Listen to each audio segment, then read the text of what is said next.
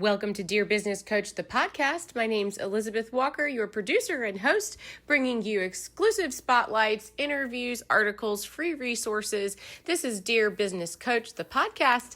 Listen, follow, and the email subscription is at dearbusinesscoachpodcast.com. Also, access the free magazine each week. All it takes sometimes is one little thing to move your business forward today.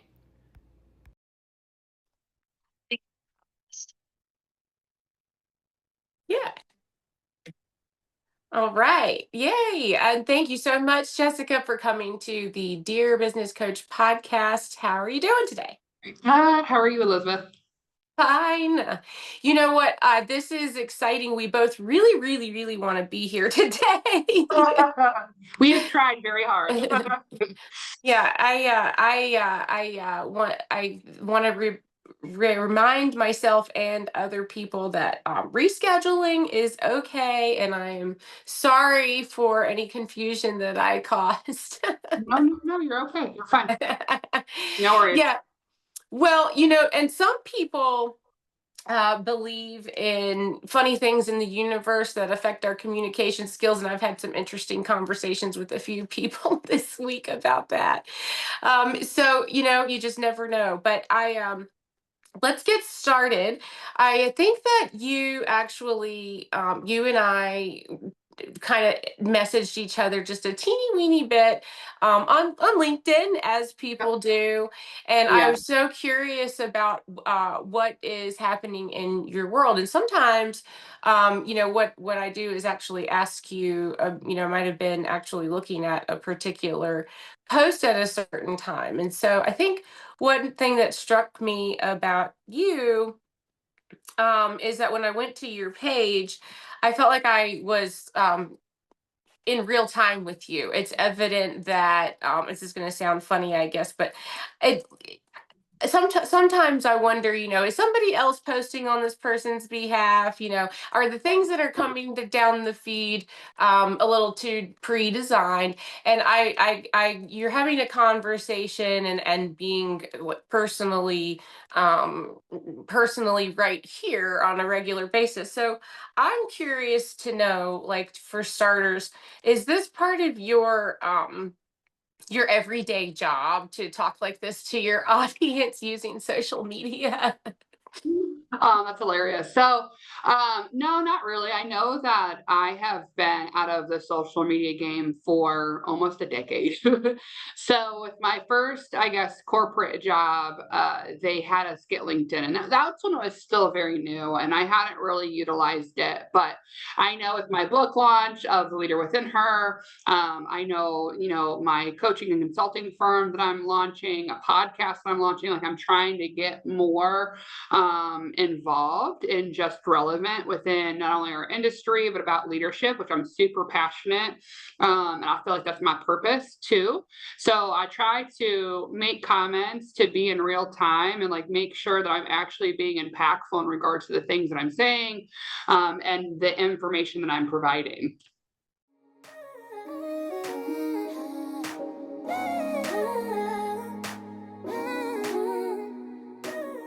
Wow. So we are partnered.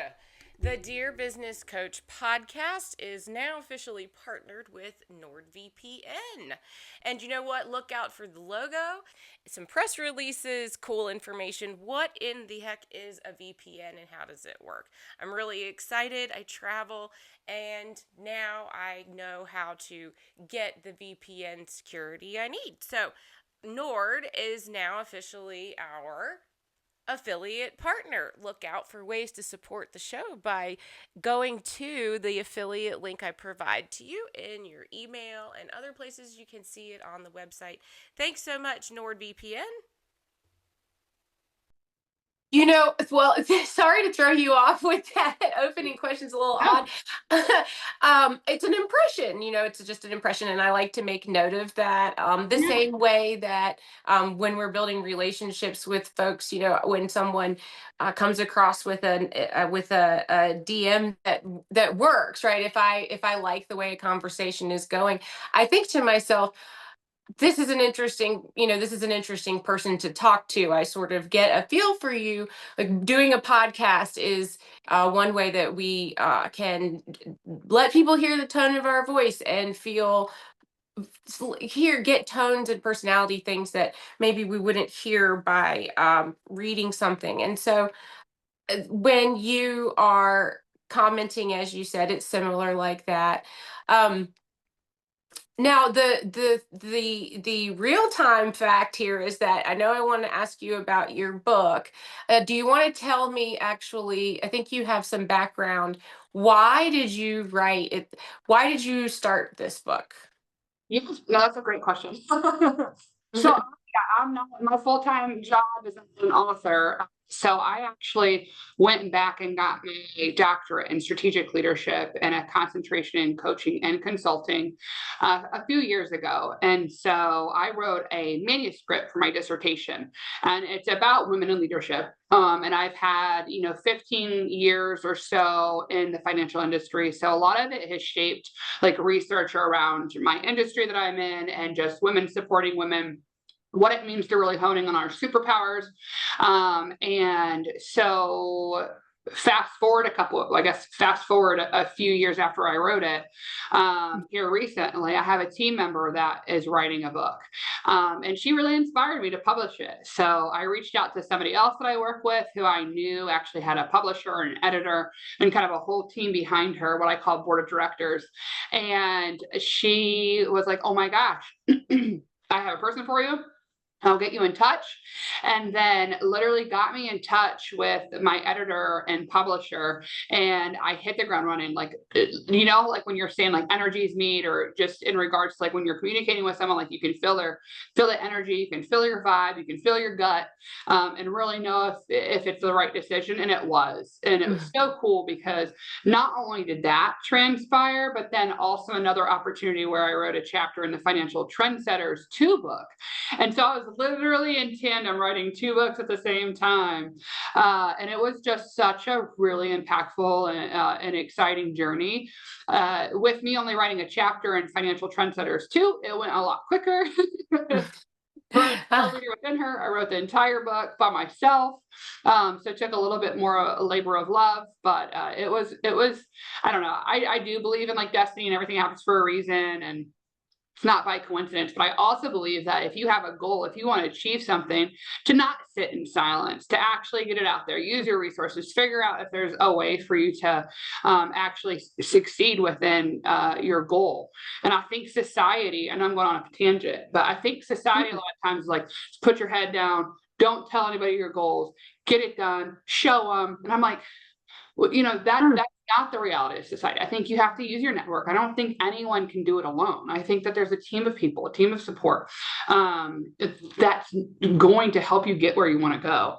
It's never just I did this all by myself and I've made it. And there's always this, I call board of directors behind you, supporting you, helping you get where you need to go. So Yeah, when you say a board of directors, I keep thinking to myself, I know what she means. I think she means, is that what she means? So you are referring to a board of directors is a phrase that you're telling me has certain weight and understanding for your practice. What is your board of directors? yeah, so my board of directors, like I have a marketing person, a PR person, a publisher, an editor, someone that's doing my audiobook, people that did my website, people that are like supporting you in your journey to get you where you are.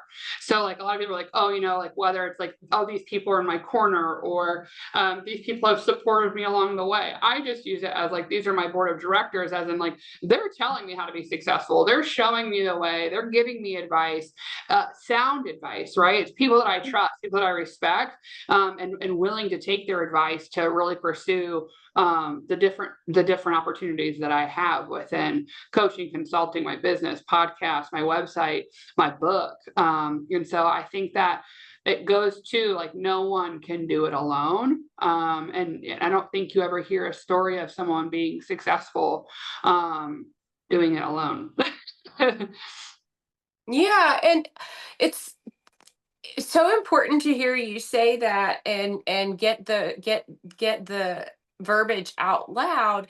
And then, I also think about when someone is, there's lots of us who know what it feels like, maybe to feel like it's not comfortable to accept a gift, or it's not comfortable to accept a favor. And in our personal lives, that's something we can exercise too.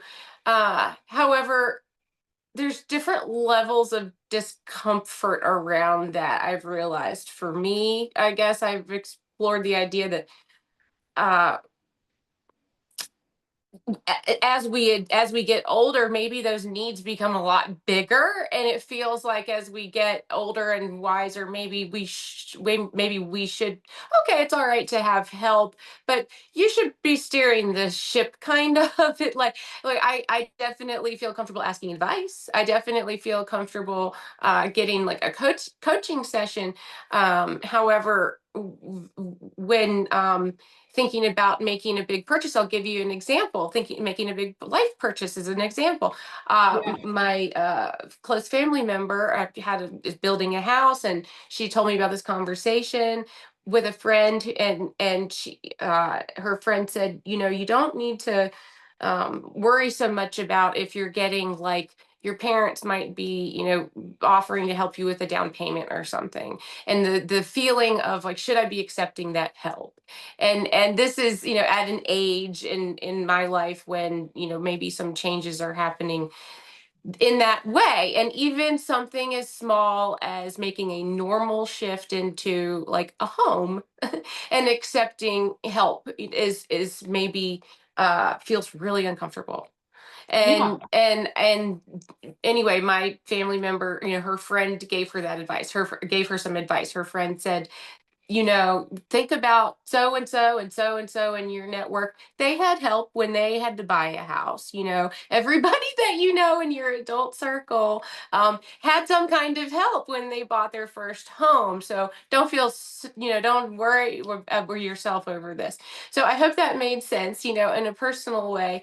It gets harder to accept help in big decisions. And so, is it like that, when you're accepting advice from, say, a board of directors? Is that similar, maybe? Well, I think the thing is that you have to ask yourself is like, do you trust and respect this person and like the future of where you want to go? Right. So I think buying a home is definitely a lot more personal than growing your brand and your career. And it's also not monetary. Right. So I feel like if you have trust and respect in this person and they have the experience and they're the experts in these certain industries or these certain arenas, why not utilize your network? Why not utilize people that are experts in those certain areas? I'm not an expert at publishing and editing. I'm not an expert at a website design. I'm not an expert at marketing myself or PR. And so I think that Mhm. you have to have people in your corner in order to really move you forward. I think it's more of like not being stagnant, right?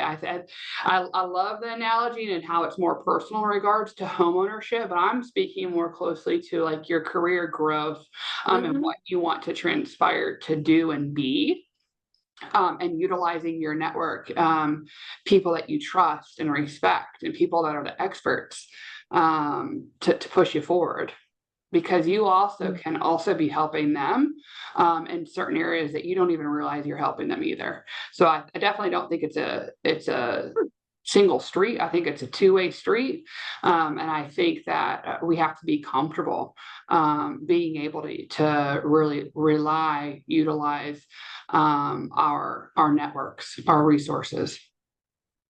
Mm. So, how do you know when it's time to adopt a board of directors?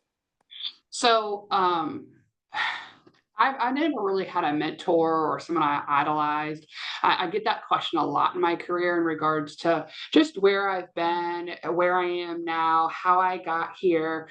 A lot of my friends or friends that I had recently met when I moved to North Carolina, they thought like my parents were rich and had money because I owned a house. Like there was a lot of like just misunderstanding or like perceptions around things that weren't accurate. So like being able to be be truthful and honest with them. I'm like, no, like that actually didn't occur. But I think that in order to then move into certain areas, like you have to branch out. Specifically in this season of my life, like I am taking a chance on myself. I haven't really invested in myself. Like this. I've gotten my master's degree, I've got my doctorate, but that's a solo endeavor, right? That's like on, Mm. I'm either writing, researching, is succeeding. Like I'm not having to rely on anybody else's expertise, right? Like this is something I want to do. This is an individual solo performance versus like me growing my business isn't a solo performance. It's I need these people that are more experts in this arena, so I can make sure that my company is successful and grows and gets off the ground and, ideally, thrives. So I think that you really have to look in the mirror in regards to like what type of journey or season is it? No, I don't think you need a board of directors for getting a degree. Maybe you do, right? Like if you're married or you have family or you have like responsibilities or obligations. I didn't.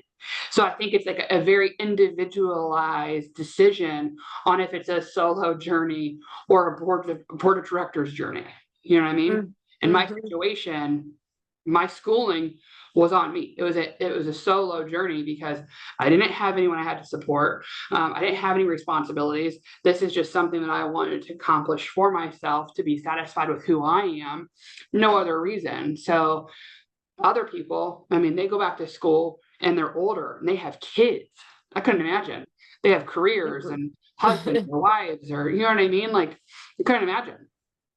So I think you have to look at what season it is and where you are in regards to needing that help, support, guidance, advice, board of directors. Yeah, and the book is actually, so the book is designed by the title, I assume, right, to think about this introspectively. So how do we start with the book? Is it designed to start from page one and take me through what to expect there? Yeah. So it started out as like an 8 chapter book. And after I finished with Hillary, my editor and publisher, I think it's now at 33 chapters.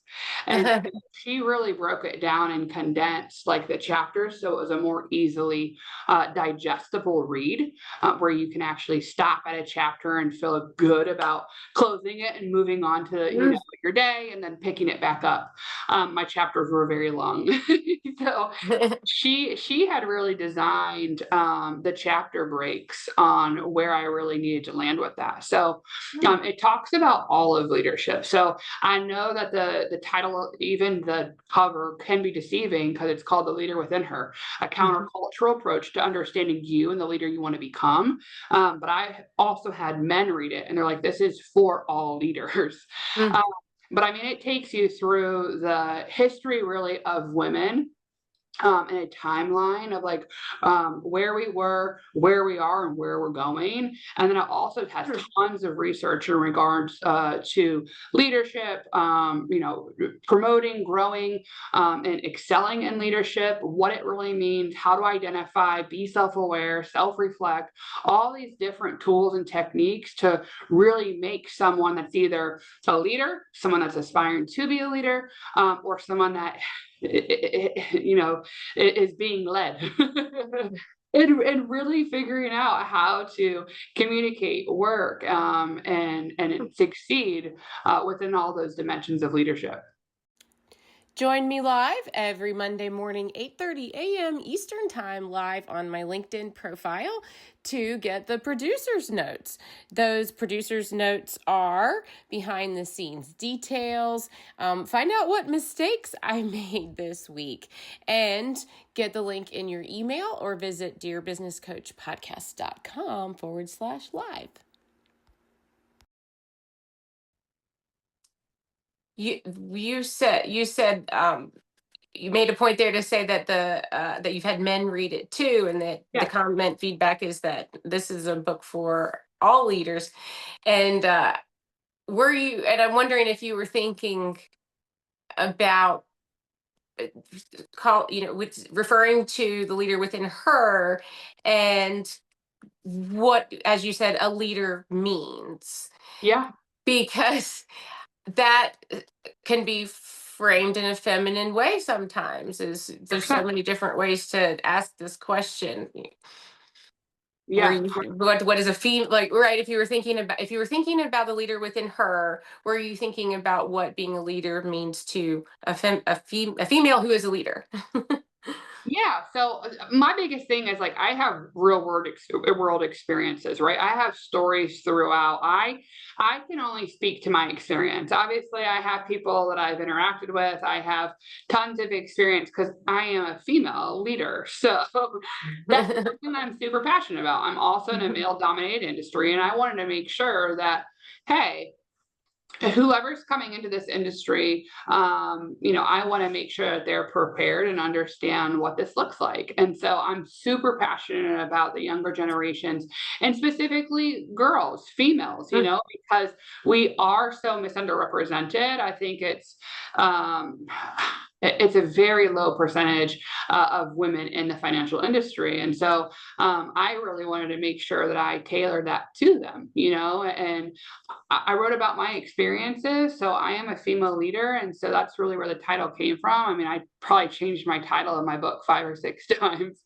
to really figure out, what did I want it to speak to? How did I want it to come out? What was the brand and the audience that I wanted to capture? And I think that, even though men read it, and I'm sure not too many men will, like I've heard, oh yeah, I bought 8 books. I have so many females in my life that I'm going to give this to. I'm like, you could read it too, because I think the more allies we can have, the more men that can support women, I think is going to be awesome. And it would benefit them to read this, to really see the reality of what we endure, at least within my experience, right, of the financial industry, the insurance industry. Mm, But then even so, like, you know, because I give so many stories and just background, I think one of the big things that I also write about in my book is like there's a human problem. It's not a male problem. It's not a female problem. It's a human problem, right? In regards to the equity and the equality and all of the industries that we're going through, women having to step back from their career if they have children, women stepping back to take care of elderly parents, even if it's their husband's elderly parents. So a lot of career breaks for women. And so I think it's more of a human problem. It's not, a dagger and a fight or to men, or it's not like catty, BS for women. I think that we all need to take ownership of the real problem that society has created for not only the opportunities for women, but also keep in mind the different career breaks and just different responsibilities that fall on women that normally don't fall on men. I can tell you, my mm. partner is super active with our family and the house and cooking and responsibilities, and like I would definitely say we're a 50-50 house, but it's still very hard. There's still a lot of things that fall on women that just do not naturally fall on men. The more and more I keep growing, I'm seeing that husbands are stay-at-home dads, and the wife is working. That's kind of like my house. Like I am the breadwinner of our house, and my partner is lucky enough to be a firefighter and serve our county. But he's doing what he's passionate about, and I'm doing what I'm passionate about. Yeah. So it all works out. But I know that, 10 days out of the month, I parent alone because he works 24-hour shifts. So, like, again, it goes back to those seasons. It goes back to everyone's individual makeup of their house situation, their family situation, their support system, their, job and career situation. I mean, I think that there's so many different one-off situations, but the biggest thing is like self-reflecting, being self-aware and asking for what you need. Yeah, that takes practice and maybe help in leadership Yeah. And professionally. I write all about that in my book. Like after every single chapter, I give tools, I give strategies to help women or leaders or anyone that reads my book on really growing that. Well, so let me make sure I'm not keeping you past time too much. There you go. Okay, we're all right. So I think that I'm super curious about a couple of things in your background in the insurance industry. Yeah. Um, and I concentrated in finance, and I learned really quickly that in that path, you are immediately just shoot in if you want it without even asking into insurance. Yeah. Right. And so I didn't realize that, I was thinking about uh I was thinking more from a business ownership perspective and thinking about finance in that way. And but I got to know a little bit about the insurance industry really quickly because I think it's concurrent with the job market. I think that insurance offices are eager for young minds, and that's a good thing. So I'm so curious as well. What you going into the insurance market, did you do that out of personal interest? Was it, was it like you kind of one step led to the other? How did that work out for you? Yeah. So my first job out of college was door to door residential sales. I did that for 2.5, 3 years. And there were some unethical things going on. It was definitely like a pyramid scheme. And I got out. Well, then my next job, I walked into Jared, the Gallery of Jewelry, and I said, "Hey, I need a job." And they were hiring, and they hired me on the spot. And I started like the day. So I really didn't know what I wanted to do. My undergrad was in communications and marketing. I played Division I basketball, so literally I went to school to play basketball. But my best friend Lauren reminded me that I needed to get a degree. Shout Uh, out, Lauren. right. So, and I mentioned her in my book. But I think that if I didn't have an in, right? So a girl that I actually worked with that left when I did because I was very transparent with my team on like the things that were occurring. She became a recruiter for Nationwide. And so Mhm. that's really where I got my foot in on the insurance industry. And so I really have been in it since. And so, when you ask probably 90% of people that are in the insurance industry, they say, no, this isn't what I thought I would be doing. Um, but you do get those really random, um, yeah, really random people that are like, yep, this is what I wanted to do. Uh, so it is interesting, but I've been in it. I mean, I've been in it ever since. I feel like my journey's kind of aligned.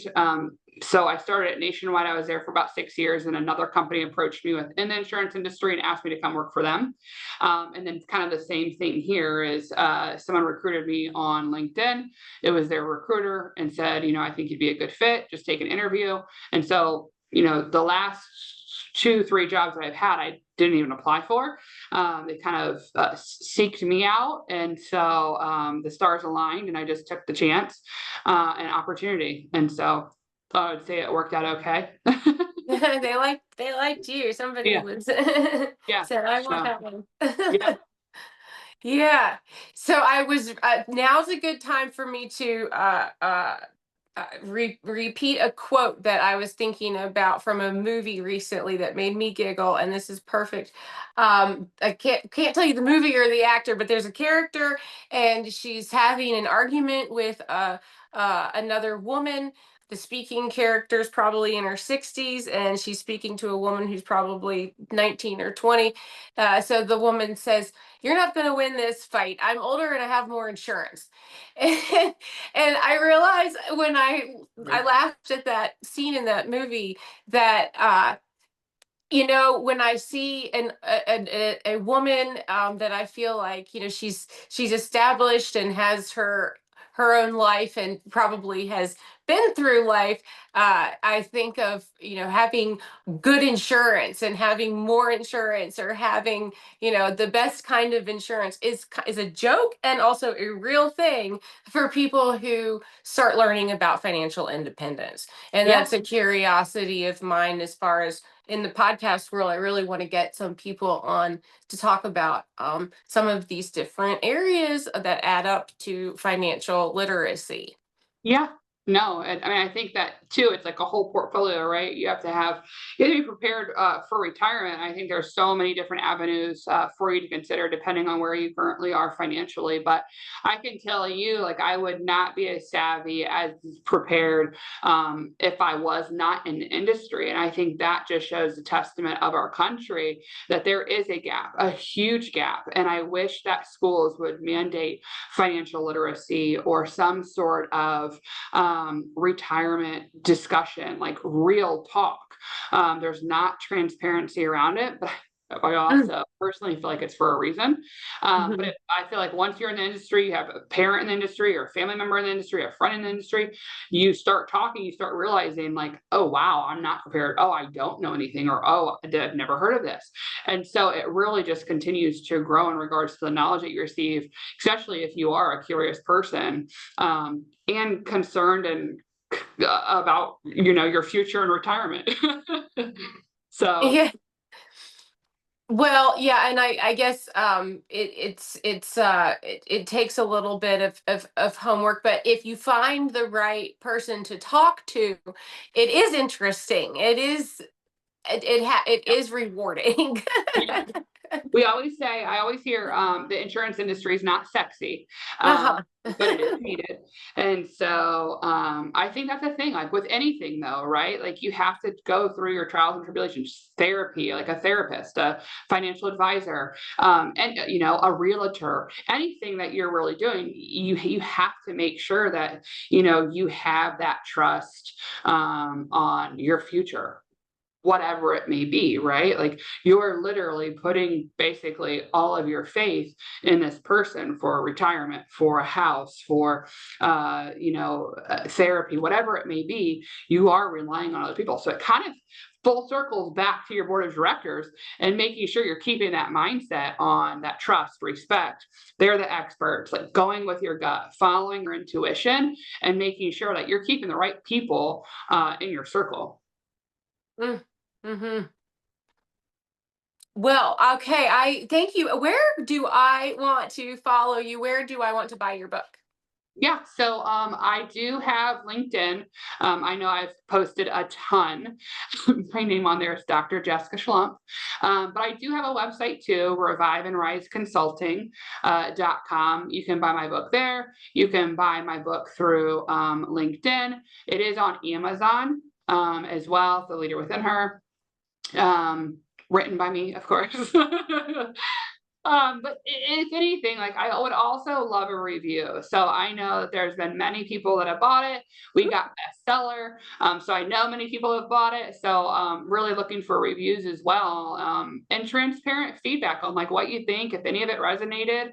And honestly, how can I, create an impact within everyone's lives that this book touches. And even if they don't want to read the book and they're more interested about me or wanting to get to know me more, they can also reach out on my website. So highly encourage it. Okay, yeah, so good. Right, you're there and looking at your messages and you want to know. And so that's Yes. I know that. Well, Jessica Schlumpf, Dr. Jessica Schlumpf, thank you so much for being here today. And I have more questions. I'll ask you another time. Awesome. Well, I appreciate your time, Elizabeth. I'm sure our paths will cross again. Awesome. Thank you. Have All a right. wonderful day. Hey, you too. Thanks. Bye. Bye-bye.